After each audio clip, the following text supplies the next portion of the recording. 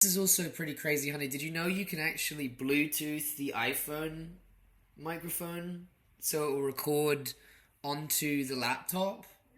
Isn't that cool? Coming to you live from the Tuesday of all Tuesdays here in our humble abode, which is, of course, the first Tuesday back after a 4-day bank holiday weekend. I got caught in the rain, which is why my hair's all greasy, although I'm glad I have an excuse now because it was actually greasy all day. Just to show that I have all of the earthly delights among us. To date this, I have our orange twirl Easter egg to my left and the remnants of a glass of Sauvignon Blanc. And that is because it's time for another ranking or another thing which no one else cares about, but is something I think is really cool, which is showing all the books I've read since the start of the year.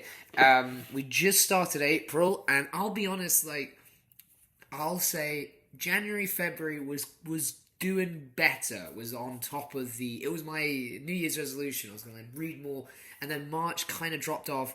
Partly my fault, partly not my fault. I lost some books. Because I'll tell you about it in a minute, but I took a book to a party to read on the train there, which I did, but then I left it in the Uber, and I still have not chased it up. Weird that I made this before chasing it up. I thought as a means of making myself read more and have like a set date or set outcome of all this stuff, of reading more, I would just talk through some of the books and then show what I've learned or what I like about them, and get better at expressing myself. These are not going to be in any particular order. These are just, but they've all been really good. My stepmom got most of these books for me for Christmas because I only asked for books basically, and she hit me with I think the ultimate in bread buttering compliments, which was, the woman at the desk said that these were all very tasteful finds, which I can't believe is true because it sounds like one of those made up like online stories where like the teacher clapped, or like literally just any retail worker trying to do a good job. I'm pretty sure she'll say that about every single book they have. You could be like buying Russell Brand's bookie work and you'd still get like, wow, taste. I'm going to start firstly with a book I think you should check out, which is Survival of the Richest by Douglas Rushkoff. I got kind of semi-obsessed with the concept that this book is about, which is about sort of billionaire survivalists. And I read an excerpt from this book years ago in one of those little articles. I can't remember what it was. It didn't have a paywall, because I lived in a utopia for about 5 seconds while I read it. But it was basically about talking to this guy who is he's a sort of an academic and a futurist kind of, and he goes to different businesses and different talks to talk about building more sustainable, more empathetic futures. And he met all these billionaires who want to plan out their doomsday situation, and they were asking all these crazy questions like, how can I keep my bodyguards on side when money means nothing, and which is the best country to live in when climate change hits and decimates everything. Is it better in New Zealand or is it better in Antarctica? All this stuff, and I was just kind of fascinated by them gaming out and trying to plot out all of our demise and how sort of removed they are from existing in the world and labor worlds and stuff. It is interesting, and I thought it would be more about that, the kind of the kind of gossipy, cool, kind of cool stuff you want to know, how much they're sort of screwing you over. But it's basically, I'm gonna check what it was, the mindset. That's what it's called, which is basically the kind of sustained systemic removal of results from labor that have happened through tech. Like he talks about in COVID, for example, that was like the perfect consumee relationship, because we were all inside and we were all just like having stuff dropped off to us. We never saw anyone, or we saw like one guy maybe, but the ideal thing in the mindset is that we don't see anyone making all the stuff, printing all the stuff, delivering all the stuff, anything like that. It's a really interesting book, and it's really worth thinking about, and the kind of sustained wider picture philosophies that emerge out of a business which is so based on results and so based on future thinking. And also they don't have a lot of solutions for what the alternative is, which, I mean, who does these days? But there's also some really interesting things and really interesting major developments that happen while they're thinking about this mindset. There's this thing of organic farming and communal living that starts to come back, which is interesting, but all still bubbled and all still protected by those nasty, nasty, evil billionaires. There's one interesting thing as far as solutions go, which we talked about, because a lot of it comes from computer-based relationships to stuff. So he talks about feedback loops and how those can work back in. But it's just a really interesting book and still kind of set my brain on fire. I read that straight away because I was so excited to read it. And it was very much part of a very new trend in my life, which is very dad thinking of I read this book and I'm going to tell you everything I have to know about it, to kind of just talking at the opinion. So I'd say it's probably, I don't read these kind of books very often, so I guess I'd say a 4-star book. A 4-star book from Daniel Lecchio. The first time this year is when I've kind of experimented with reading books simultaneously, or trying to. But I think that's just microdosing, stopping the reading. So, I mean, I don't stick to it that much. But the second book we have is Brit Bennett's The Vanishing Half. If Survival of the Richest is looking to the future to see how fucked we are, this is looking into the past to see how fucked we've always been. It's basically about these two twins, and they're in, one of them is a very light-skinned black girl, and the other is a very dark-skinned black girl, and it's in the 1950s, and basically the light-skinned girl is able to assimilate into white society, and in the book kind of charts how they try and find each other and the different paths they go down and stuff.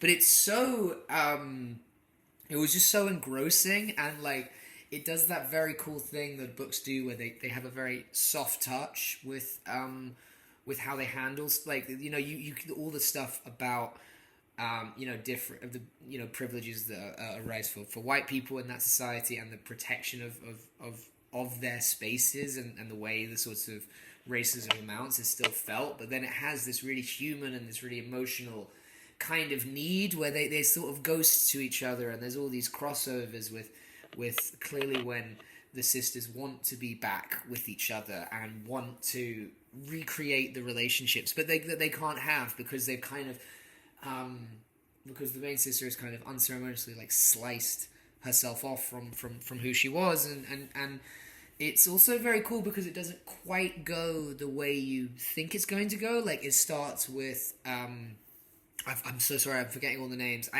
This was a re-gift from my good friend Ash, who liked the book but was very open and honest about it being a re-gift that she gave us actually for our flat warming here.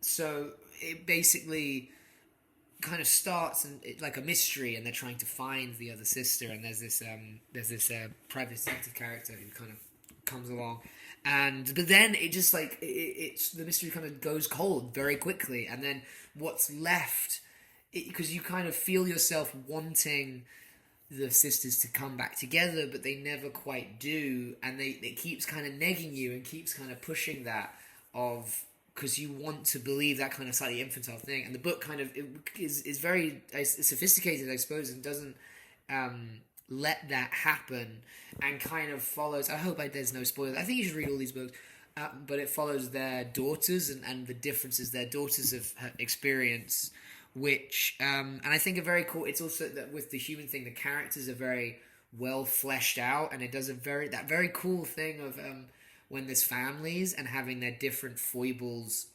repositioned in new contexts with their characters. So you see she's being spoiled like her mum was, but in a different way, and she's been incensed to do this thing, and but they still have this sort of missing piece. The main relationship is very beautiful as well. There's this sort of very soft understanding of this main couple. God, I should remember the names. This was not long ago. This is why we're going to do it sooner. But it's a very soft and gentle relationship, and there's this real intimacy in the way it's put together, and it kind of presents these different ways that people are loved and how they like to be loved, and it's sort of, I guess it is a bit about that kind of craving and trying to replicate and replace things, like I said before, but it's also just, it's one of those books where there's just not a word wasted, and you're completely caught up in the world of it and the sights and sounds, and you can feel everything and picture it so clearly. And then so much sort of ripples through, and like what it's trying to say is kind of, you catch it right at the end because you're so caught up in it.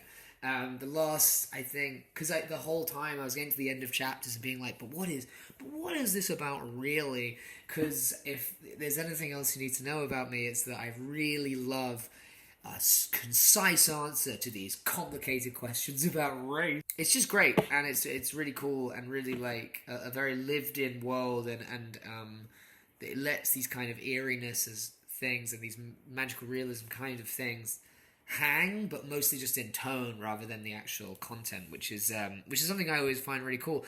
I think the fact that I was reading Emma when I sort of started half reading this as well, and I gave up on Emma. So for making me like you over Emma, I think we got to say an 8 as well. Oh no, did we say 5 stars? So 4.5 stars, because as much as tech billionaires made me angry, this one made me cry. So you gotta give it up. Where a sort of old bit of pulped wood with printed ink makes you cry. That's something. If you're like me, this next book was great because it was just over 100 pages. It's called Small Things Like These by Claire Keegan. It's set in Ireland, and it's basically about this very well-to-do, very this guy he's like a family and kids. He just does his work. He's a very simple guy, but he finds that something is not quite right at the nunnery, and that story, I'm so glad I didn't know that going into it, because all I was told was just kind of the stuff you read on the blurbs, which is like, oh, it's such a good painting of 80s Ireland and this specific part of Ireland. It kind of does the same thing that Brit Bennett's book does, but in a completely different way. Like with Brit Bennett, it's very like has a lot of synesthesia. Come on, you didn't think you'd hear the word synesthesia in this video, but it's very multi-sensory, but with this, it kind of lays on this kind of thick layer of repetition, and everything is done. You sort of see him do every piece of his day, and he gets his car out, and he undoes the gate, and then he goes to the shop, and there's very little time for him to, for the main character, whose name I'll have to check. Again, it was just, sometimes Bill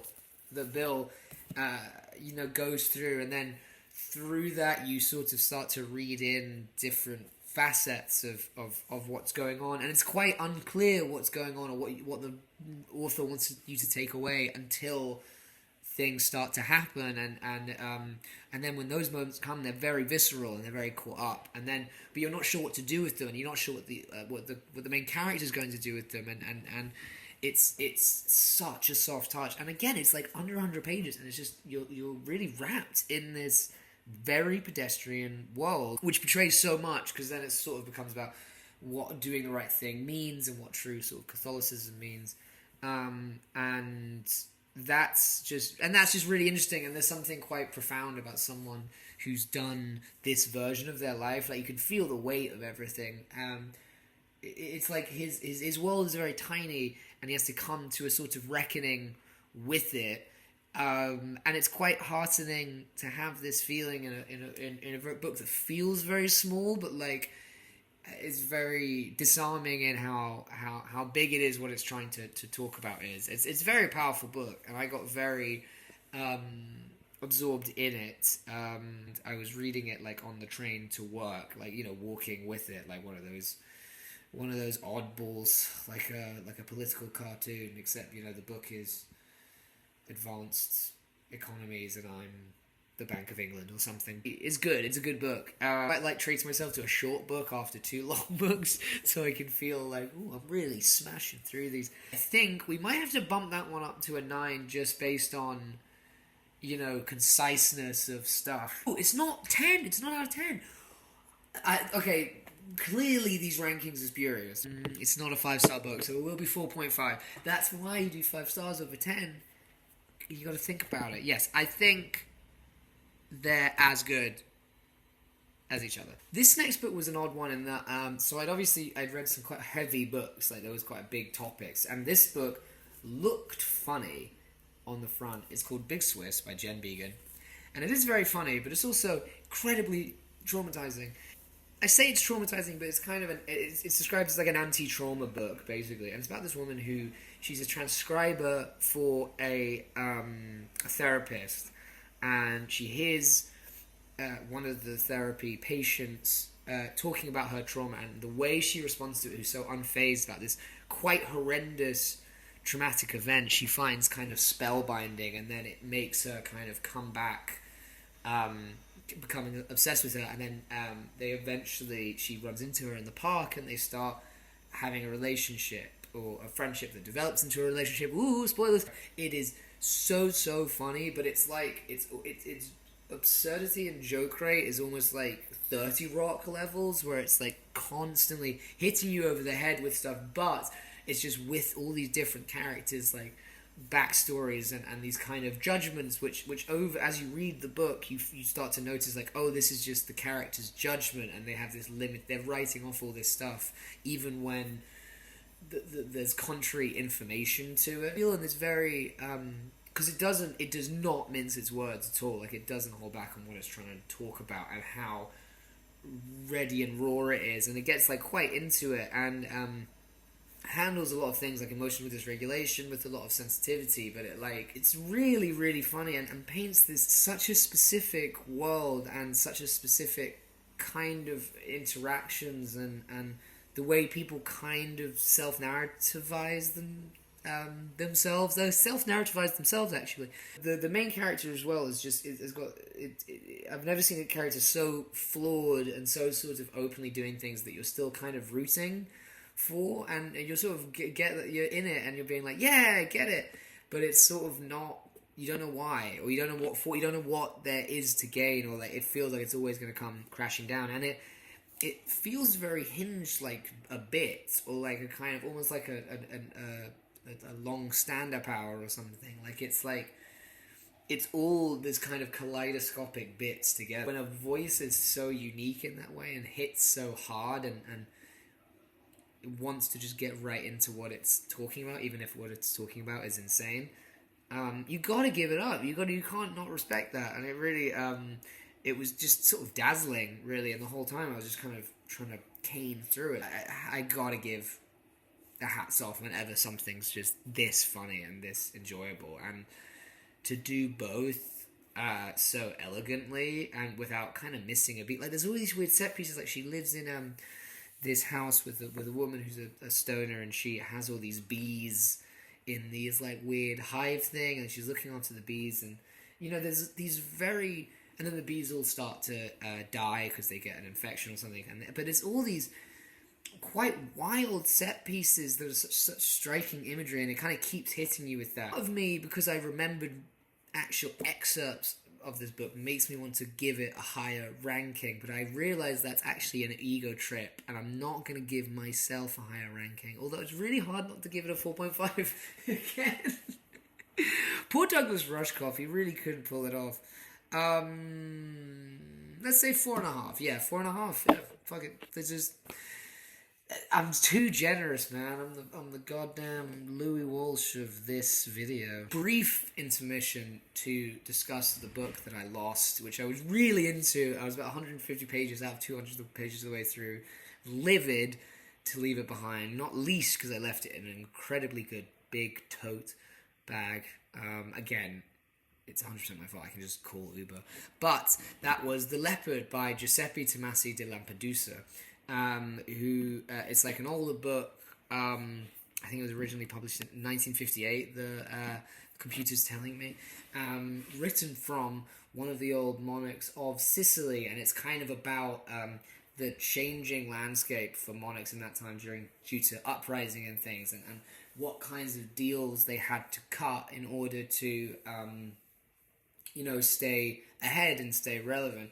It's very, very Italian, which we always love. There's a lot of beautiful turns of phrases. It's a really incredible translation. I can't remember who did the translation, but there's these really striking phraseologies in it, and it has this kind of not so much gilded cage. It is a bit of that, like, but more like you can feel the prince, who's the main character, being caught in this these kind of lost of the summer days where like something clearly has died, or something has changed, and he's caught in this new world, but everything around him is still the same. He does whatever he wants. Like, the book starts with him trying to go off and have an affair during the one of the uprisings, which again, very Italian. That made me laugh was basically they have this, one of the daughters of this industry man that they're trying to make ties with. She's very beautiful when she walks in, right? And everyone's talking about how beautiful she is, and he's like annoyed that that guy's daughter is more beautiful than his kids. And there's a bit later where his wife is like, "Oh, she's a whore. She's a terrible whore." And he's like, "Hang on, we don't know that she's a whore. She might be, but we don't know." And it was this quite a funny, weird detail that I really liked. And there's loads of little bits like that. It's kind of this very archaic world, and a very the intro is talking about how the guy tried to get it. It was his main goal in the last year of his life to get it published and get it finished and get it out. No, there's something. I'm still a young guy, so I guess I don't want to say it's an older guy thing, but it's clearly a guy who's looked at his own mortality and feels the weight of losing something that was his complete identity, and that's really intriguing. And then there's all these other ways of moving around it that are really interesting, and the idea of the old etiquette being sort of maintained, and trying to figure out this dance is really interesting. I haven't seen it. I haven't finished it yet. I haven't seen it because I lost it. So I guess we got to give it 3.5 stars as of right now. Lost marks for being very, very losable. And since we're in this sort of jumping to conclusions segment, in that there's books we haven't finished, I've also been reading The Power of Now by Eckhart Tolle, which I didn't realize was so old. Actually, this is a 20th anniversary edition. Just about how living into the future, living into the past is what makes you upset, and that you need to be more present and be more embrace the power of the now and the texture of the moment, and that kind of comes with meditation. It's got quite a striking thing in a book, which is weird that I'm letting a book tell me how to read it, but it has this thing where there's these little marks where it says just sit with this for a minute and think about what I've said, which for any authors watching this, that is a surefire way to make me think you're way deeper than you are. I'll be honest, I heard the recommendations on the Mike Birbiglia podcast with the Pete Holmes episode, and it's got a lot of stuff which I sort of knew about. There's because I do, just from ambiently absorbing therapy stuff over the last few years, there's a lot of stuff about sitting in discomfort and letting go of anger, or of quick judgments, of frustrations being a manifestation of something else, and having two separate brains, or a sense of the critical self and the separate other self, and that there's also a third self witnessing those things, and it's all these different things that help to kind of take the bite out of your self-hatred, which is great, because self-hatred but what's really funny is that it's kind of, I feel like I'm sort of speed running testing these theories, because I read on the tube and it gets packed out because I get on at Bethnal Green, and I'm trying to not judge or not expel my own worries about the past or whatever in that environment, but it's tricky. So we're jumping in head first. It's like an obstacle course of spirituality. So it's cool. It's kind of again, it's a new kind of book for me, in that I don't read a lot of self-help or spiritual books, but it's cool. It's good. It's always nice to be in the now. But although now I find that I'll be playing Tetris or being on my phone, and I'll think to myself, you could use the now to read The Power of the Now, and I still don't. And according to Tolle, that still counts as growth. Gamed it out. I nearly said that it wasn't hoity-toity, but it is a very hoity-toity book. Anyway, the opposite of a hoity-toity book, the last of this sort of book review session, sorry I'm moving around so much, I'm just keeping it moving and getting blurred out, is a book that my father-in-law got me, and which I'm very touched by because I don't expect gifts from I don't expect gifts. But it's Steve Martin's Born Standing Up, A Comic's Life. So really interesting though, because I've read a few different comedy memoirs now. I read Bob Odenkirk's one, and maybe that was it. That's the only one I can remember at this time. Oh well, no, I read Sign Language, but that hardly counts. I don't think that's a memoir. Memoirs in general can be quite dry. Like the Odenkirk one is very kind of just a list of things that happened. But because it's, such a different time, and we talk about like the 70s and stuff, you're hearing these incredible stories about these sort of forgotten cabaret acts and these forgotten sort of vaudeville style comedians that existed in the time that Steve Martin was coming up, and his different inspirations and his different pulls of stuff. So it's really interesting, and he's clearly a very thoughtful guy, and it's just there's something about those kinds of because now entertainment and comedy and content creation are so visible and forever, and I think it's quite nice. There's something quite powerful and stuff that there's no tangible record of it anymore, except in this book, I suppose. So and just knowing what works back then and what was interesting, what people were doing or what people were talking about. Steve Martin dated Dalton Trumbo's daughter, and there's a whole section where he's talking about being at Trumbo's house, and that he was getting into weed to help him stop drinking, even though apparently it didn't work. And so there's just all these characters, and he talks about performing at the same place as the Allman Brothers band, and all these people, and there's just something I think with any era, almost that New York book as well, where there's all these, all these people rubbing shoulders together, and all these people trying out stuff, and no one knew what was working, what wasn't working, and it's very easy to buy into the romance of it. But he does quite a good job of keeping it very unself-serving. I think, you kind of I remember reading about was it Jack D's book? I'm not sure, but basically it doesn't cover when he got famous, because that's not interesting, which I think is true, but I don't know, there's this shift that happens, and he's quite vulnerable about the way he writes as well, because he sort of says, I couldn't do that act now, and all these things, and it's just quite interesting, I guess, because it's one of those things where you can't imagine he thought it would be this snapshot thing of all these kind of movers and shakers, but it was just very interesting, and also just very applicable for comedy stuff and for developing bits and things, and things to do with his father and stuff. So it's a really interesting book. Maybe I just feel mean because Steve Martin has enough. I might just give it a 3, just because it didn't kind of with the Power of Now, where it did pretty much exactly what it says on the tin, where you come away from it being yeah, that was Steve Martin's memoir, and maybe 3.5. Although I did finish this one, so I don't know.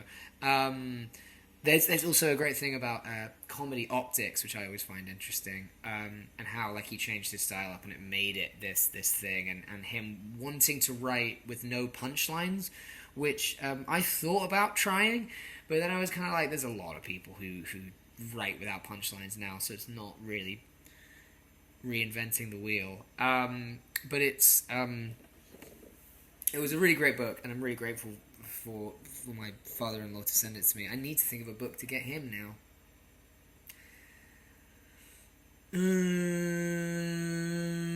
Just to be entirely cosmopolitan, I'm going to have all my snacks and stuff out here. Those are all the books I think you should check out, genuinely. And if you have read them, let me know what you thought of them. God, that's good. It's orange chocolate twirl. This is not a paid ad, but oh my god, that is so good. I mean, I slightly resent... I feel like chocolate orange kind of cornered Christmas, so it's maybe a little cheap to just put that on other holidays, but God damn, it's a classic. Anyway, yeah, check out all these books. If you like it, follow me, and we'll see how it goes. But I don't really care otherwise. So, bye.